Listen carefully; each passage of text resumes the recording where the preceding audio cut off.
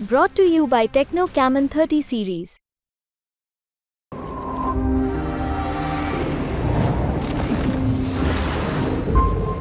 पश्चिम महाराष्ट्रातील जे आकडे आहेत ते सुद्धा आपल्या समोर आलेले आहेत. आपल्यासोबत अभिजित सर आहेत, शिवाय इकडे हनुमंत मोहिते सर सुद्धा आहेत. काही अपडेट देतो, त्यानंतर आपण ही चर्चा पुढे सुरू ठेवणार आहोत. कोल्हापूर लोकसभा मतदारसंघामध्ये आपल्याकडे जे आकडे आलेले आहेत त्यामध्ये शाहू महाराजांनी मोठी आघाडी घेतलेली आहे. इकडे मावळमध्ये श्रीरंग बारणेंनी मोठी आघाडी घेतली आहे, तर तिकडे माड्यामध्ये धैर्यशील मोहिते पाटलांनी आघाडी घेतली आहे मोठी. तर अभिजित सर आणि हनुमंत सर दोघांनाही एक प्रश्न आहे.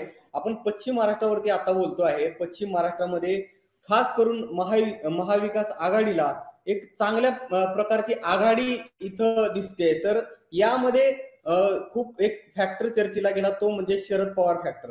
तर या पश्चिम महाराष्ट्राच्या या सगळ्याच लोकसभा मतदारसंघामध्ये हा फॅक्टर किती महत्वाचा ठरलेला आहे, आपल्याला काय वाटतंय?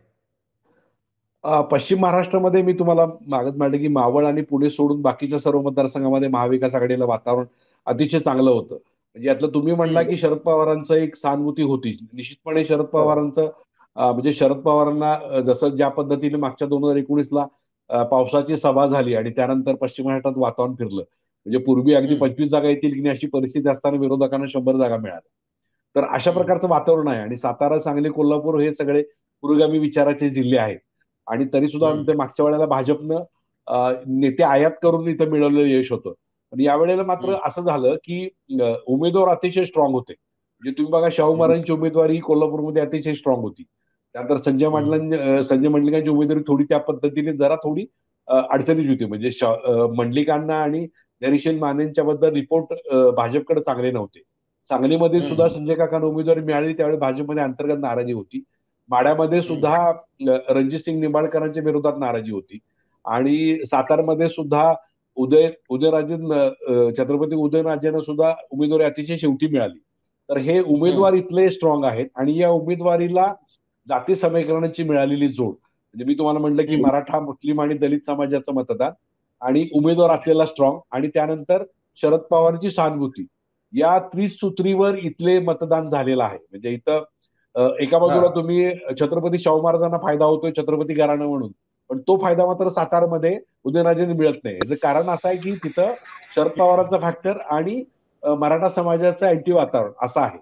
तर त्यामुळं मी सांगितल्याप्रमाणे एक उमेदवार स्ट्रॉंग असणं, त्यानंतर दुसरी शरद पवारांची सहानुभूती आणि तिसरं जाती समीकरणं सगळी. तर या 3 गोष्टीमुळे महाविकास आघाडीला इथं चांगलं यश मिळताना दिसतंय. आणि हे सर्व पत्रकारांनी, ग्राउंडच्या रिपोर्टरनी अपेक्षित केलेलं होतं. म्हणजे सांगलीत सुद्धा मी सातत्यानं सांगत होतो की विशाल पाटलांना इथं एज आहे आणि चंद्रकांत पाटलांची उमेदवारी चालणार नाही. चंद्रकांत पाटलांचा आता डिपॉझिटचा प्रश्न झालेला ही तुम्हाला लक्षात येईल आता. आणि आता आता 5वी फेरी झालेली आहे. 5व्या फेरीमध्ये 26,000 मतांनी लीड घेतलेला आहे विशाल पाटलांनी इथं. तिकडे शाहू महाराजांचं लीड सुद्धा जवळजवळ 20,000च्या जवळ गेलेलं आहे. इकडे सत्यजित पाटील आहे, ते 4,000च्या मतांनी लीड आहेत.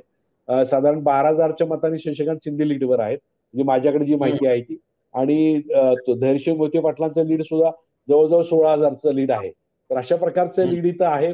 आणि ही लीड आता म्हणजे जनरली असं असतं की एका दुसऱ्या मतदारसंघामध्ये ते लीड होईल, पण इकडं जनरली 4-5 विधानसभा मतदारसंघामध्ये, म्हणजे सांगलीत साधारण आता 6च्या 6 मतदारसंघामध्ये विशाल पाटलांना लीड मिळते. तसं सत्यजित पाटलांना सुद्धा 4 मतदारसंघामध्ये, एक कागद सोडलं तर शाहू महाराजांना बाकीच्या मतदारसंघामध्ये लीड मिळते.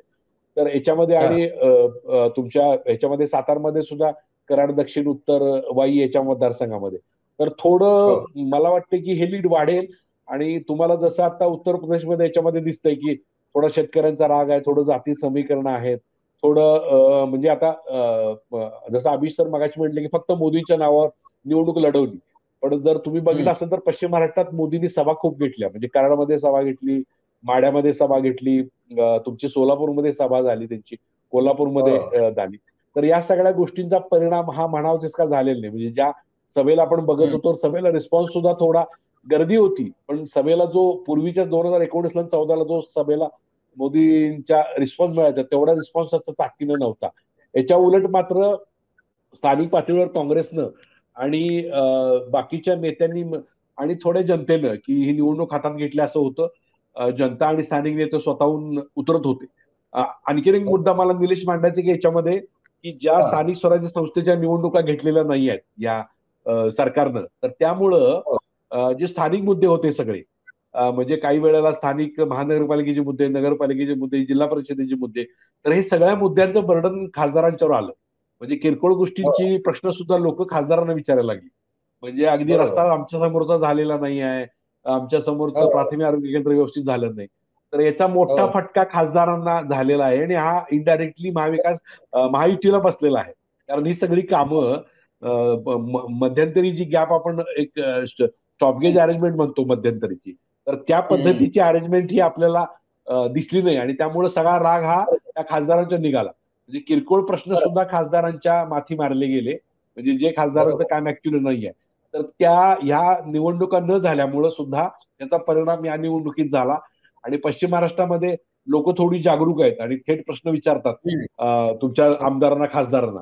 तर ते प्रश्न विचारल्यामुळे तो परिणाम झाला. म्हणजे याच्यामध्ये सगळ्यात बरोबर. महत्वाचा मुद्दा की मागच्या वेळेला राष्ट्रीय मुद्द्यावर इलेक्शन झाली आणि ह्या वेळेला ही स्थानिक स्वराज्य संस्थेची निवडणूक झाली नसल्यामुळे स्थानिक पातळीवर झाली.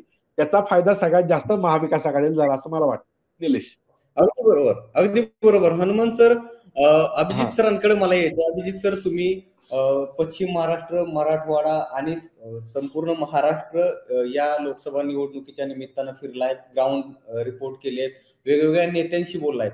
तोच प्रश्न मला पुन्हा पुढे घेऊन जायचा आहे की पश्चिम महाराष्ट्रामध्ये सोलापूर पासून ते इकडे कोल्हापूर, पुणे आणि सांगली, सातारा हा सगळा पट्टा, या सगळ्या पट्ट्यामध्ये पुन्हा तोच प्रश्न आहे की शरद पवार फॅक्टर.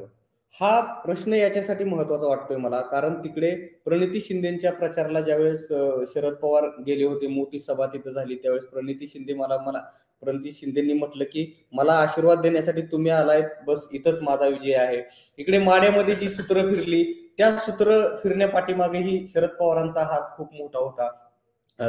इकडे साताऱ्यामध्येही ज्यावेळेस इथं उमेदवारांवरनं चर्चा चालू होती, त्यावेळेस शशिकांत शिंदेना तिथं उदयनराजेंच्या समोर उभा करून तिथं एक मोठी ताकद त्यांनी उभा केली. तर एकूणच पश्चिम महाराष्ट्राच्या या संपूर्ण लोकसभा निवडणुकीच्या याच्यामध्ये शरद पवारांचा फॅक्टर जो आहे तो कसा प्रभावी ठरलाय असं आपल्याला वाटतं? शरद पवारांचा फॅक्टर खूप महत्वाचा आहे, कारण शरद पवारच महाराष्ट्रातले आणि देशातले एकमेव नेते आहेत ज्यांनी इंडिया आघाडी जी आहे ती आपल्या एकसंध राहील याची काळजी घेतली. अगदी नितीश कुमार जेव्हा इंडिया आघाडीला सोडून इंडियामध्ये सामील झाले, त्यानंतर सुद्धा शरद पवार यांनी त्याला भीक घातली नाही आणि त्यांनी सगळे नेते आपल्यासोबत कसे राहतील याची काळजी घेतली. दुसराच महत्वाचा मुद्दा असा आहे की महाराष्ट्रामध्ये सुद्धा 3 पक्षांची मोठ बांधण्यामध्ये सर्वाधिक जर वाटा कोणाचा असेल तर तो शरद पवार यांचाच राहिलेला आहे. उद्धव ठाकरे यांना काँग्रेसला सोबत घेणं, जागा वाटपामधले हेवेदावे मिटवणं, त्याच्यामधले रुसवे फुगवे मिटवणं, त्याच्यामधल्या तडजोडी करणं, त्याच्यामध्ये स्थानिक लेवलवरती आपले कार्यकर्ते आणि त्यांचे कार्यकर्ते याच्यामध्ये एक योग्य ताळमेळ होईल यासाठी काळजी घेणं, एकत्रित सभा घेण्यासाठी प्रयत्न करणं, एकमेकांच्या उमेदवारासाठी प्रचार करणं, ही सगळी जी स्ट्रॅटेजी आहे, ही सगळी स्ट्रॅटेजी जरी आखण्यामध्ये बाकी सगळ्या पक्षांचा वाटा असला तरी सुद्धा या सगळ्या नेत्यांना एकत्र आणणं आणि ते कोणाच्या छत्राखाली किंवा कुठल्या ज्येष्ठ नेत्याचं हे सगळे लोक ऐकू शकतात, तर त्यांचं नाव शरद पवार होतं. आणि त्यामुळे आपल्याला कल्पना आहे की काँग्रेसला पुण्यामध्ये ज्या पद्धतीनं काँग्रेसनं जागा लढलेल्या आहेत, काँग्रेसने जवळपास 17 जागा लढवलेल्या आहेत. गेल्या वेळेला काँग्रेसची केवळ 1 जागा निवडून आलेली होती. आता ती काँग्रेस जी आहे ती जवळपास 10 जागांवरती ट्रेल करताना किंवा आघाडीवर असताना बघायला मिळते इलेक्शन कमिशनच्या वेबसाईटनुसार.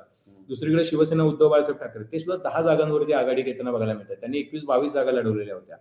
शरद पवारांच्या राष्ट्रवादीनं 10 जागा लढवल्या, ते 8 जागांवरती आघाडीवरती आहे आणि एका जागेवरती अपक्ष आणि एका जागेवरती मला असं वाटतं की इतर लोक जे आहेत ते MIM आघाडीवरती आहे. सांगण्याचा मुद्दा हा आहे की शरद पवार नसते तर ही आघाडी जी आहे किंवा इंडिया आघाडी जी आहे महाराष्ट्रातली ती एकसंध राहू शकली असती का, तर त्याबद्दल साशंकता आहे आणि त्याबद्दल सर्वांना साशंकता आहे. आणि शरद पवार असल्यामुळेच उद्धव ठाकरे आणि ही सगळी मंडळी एकत्रित राहू शकली, एकत्रित लढा देऊ शकली.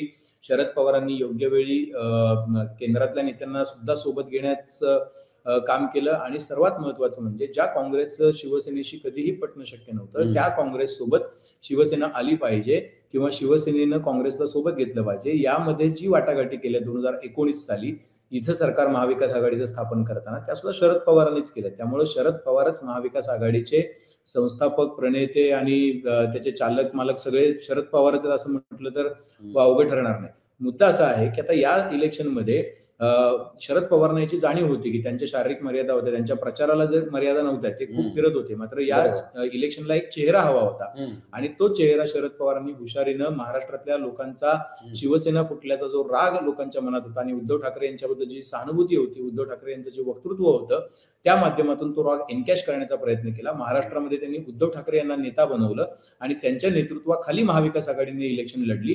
शरद पवार हे जरी ज्येष्ठ नेते होते तरी सुद्धा अनेक सभांमध्ये उद्धव ठाकरे यांचं भाषण सगळ्यात शेवटी झालेलं आपण बघितलेलं आहे. सर्वात महत्वाचं म्हणजे ज्या वेळेला इंडिया ब्लॉकची सभा मुंबईमध्ये झाली त्यावेळेला सुद्धा त्या सभेचं नेतृत्व किंवा ती सभा उद्धव ठाकरे यांची झाली. इतर काँग्रेसचे इतर नेते आले नाहीत किंवा राहुल गांधी सुद्धा इथं आले नाहीत. त्यांना सिद्ध एकच करायचं होतं की इथला नेता, महाराष्ट्रातला नेता हे उद्धव ठाकरे आहेत, शरद पवार आहेत आणि त्यांच्या नेतृत्वाखाली इथं गोष्टी घडतील. आणि ही स्ट्रॅटेजी होती. मला असं वाटतं की या सगळ्या स्ट्रॅटेजीज पार पाडण्यामध्ये किंवा आखण्यामध्ये किंवा तोलण्यामध्ये शरद पवार यांचा खूप मोठा वाटा राहिलेला आहे. शरद पवार यांच्यासारखा मोठा नेता ज्या वेळेला सोबत असतो त्यावेळेला मॉरल बुस्टिंग तर होतच होतं, पण त्याही सोबत पुढे जाऊन शरद पवारांमुळे एका प्रकारे कार्यकर्त्यांमध्ये सुद्धा बळ आलं. इतक्या मोठ्या नेत्याशी इतकं वय असताना सुद्धा तरुण जोडला गेला आणि एक स्वाभिमानाची लढाई, अशा पद्धतीचं चित्र जे आहे ते शरद पवारांनी उभं केलं. आणि मला असं वाटतं की त्या लढाईमध्ये शरद पवारांना बऱ्यापैकी पश्चिम महाराष्ट्राची साथ मिळाली. त्याचं कारण असं आहे की शरद पवार सर्वाधिक जागा जर कुठं लढत असतील तर ते पश्चिम महाराष्ट्रामध्ये लढत आहेत, तेही आजूबाजूचे मतदारसंघ लढत आहेत. म्हणजे ते सर्वात महत्वाचा बारामतीचा त्यांच्या मुलीचा मतदारसंघ लढत आहेत, त्याच्या शेजारचा ते सातारा मतदारसंघ लढत आहेत, त्यालाच लागून असलेला माढा मतदारसंघ ते लढत आहेत आणि बारामतीला दुसरा लागून असलेला मतदारसंघ जो आहे तो शिरूर लढत आहेत. म्हणजे एकाच पट्ट्यामध्ये ते 4 ते 5 मतदारसंघ लढत आहेत. आणि मग त्यानंतर ते मराठवाड्यामध्ये बीडची जागा लढतायत, विदर्भामध्ये ते वर्ध्याची जागा लढतायत, उत्तर महाराष्ट्रामध्ये दिंडोरीची जागा लढतायत. तर अशा पद्धतीच्या जागा ते लढताना आपल्याला बघायला मिळतात किंवा नगर दक्षिणची जागा ते लढताना बघायला मिळतात. तर हे जे 5 मतदारसंघ आहेत या 5 मतदारसंघामध्ये फोकस ताकद त्यांनी ठेवली आणि आपल्या मित्रपक्षांची ही योग्य मदत घेतली. सर्वात महत्वाचं म्हणजे जर महाविकास आघाडीला इथं यश मिळताना दिसत असेल, जे आता या क्षणाला जवळपास इलेक्शन कमिशनच्या वेबसाईट नुसार जर बघितलं तर ते जवळपास 9, 29 आणि 30 आणि 37 जागांवरती यश मिळताना बघायला मिळतंय पहिल्या प्राथमिक ट्रेंडमध्ये. तर ते केवळ आणि केवळ मला असं वाटतं की 19, 20 आणि 27 जागांवरती जर 27-28 जागांवरती जर यश मिळताना बघायला मिळत असेल तर ते केवळ आणि केवळ मला असं वाटतं की ही जी स्ट्रॅटेजी योग्य पद्धतीने आखलेली आहे त्याचा हा परिणाम आहे. आणि महाविकास आघाडीच्या जागा इथं मिळू शकतात तो विश्वास नेत्यांना देणं, योग्य पद्धतीनं पश्चिम महाराष्ट्रामध्ये त्यांनी 2 कॅन्डिडेट जे आहेत ते विरोधी पक्षांकडे असलेले आपल्या सोबत घेतले. धैर्यशील मोहिते पाटील कुटुंब अख्खं भाजपमध्ये होतं, त्या कुटुंबाला आपल्याकडे पुन्हा वळवून घेतलं. धैर्यशील मोहितेंना उमेदवारी दिली. निलेश लंके हे खरं तर अजितदादा पवार यांचे समर्थक होते, त्यांना आपल्या सोबत घेतलं, त्यांना उमेदवारी दिली. म्हणजे अशा अनेक छोट्या मोठ्या खेळी त्यांनी केल्या. साताऱ्यामध्ये त्यांच्याकडे उमेदवार नव्हता अशी ओरड होती, मात्र त्यांनी शशिकांत शिंदे यांच्या रूपाने एक तगडी फाईट देण्याचा प्रयत्न केलेला आहे. तर अशा ज्या गोष्टी घडतात मला असं वाटतं की या खूप महत्वाच्या गोष्टी आहेत. शरद पवार यांनी या सगळ्या बारीक सारीक गोष्टींकडे लक्ष दिल्यामुळे त्यांना यश मिळताना आपल्याला बघायला मिळतं.